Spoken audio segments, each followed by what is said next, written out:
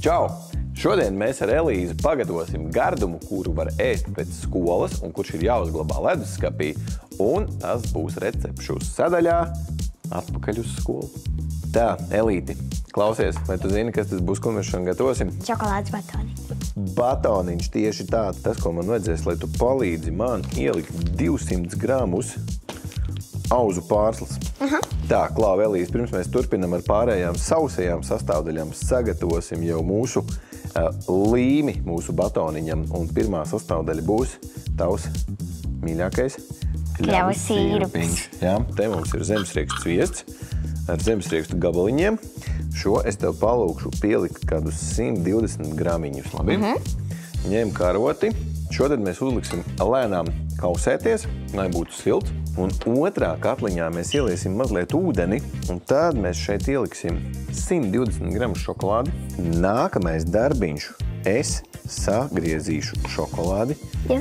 Tu šeit man vari piedrupināt šīs te galetes. Šīs mums ir kukurūzas galetes ar sāli.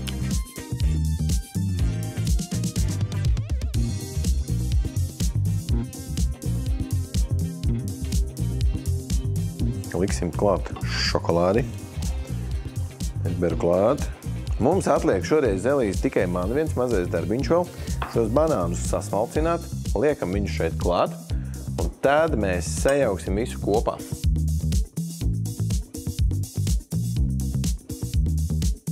Ņurcam, žig.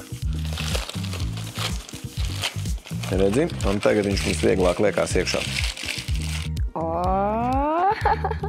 Kā mums tur apakšā arī viss ir? Parādies, ar karotu pārbaudīšu. Izskatās, ka jā. Garšīgi. Minijas pūks var doties mieloties ar savām ķepām. Ja?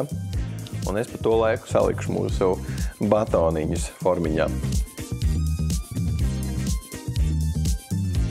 Mūsu batoniņiem tagad ir jādodās leduskapī uz kādām 2, vismaz 3 stundām.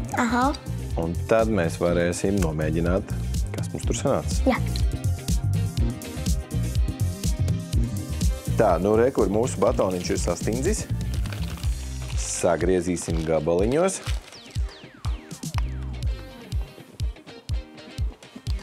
Ar glāzi piena vai kādu nomierinošu tēju.